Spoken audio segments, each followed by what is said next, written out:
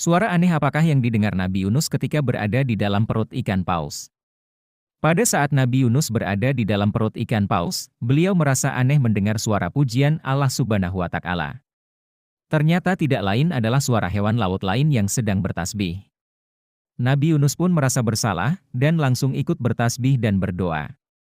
Dalam Al-Quran, Surah Al-Anbiya, disebutkan doa Nabi Yunus ketika berada dalam perut ikan paus. La ilaha illa anta, subhanaka inni kuntu minaz zalimin. Tidak ada Tuhan selain Engkau, Maha Suci Engkau, sesungguhnya aku termasuk orang zalim.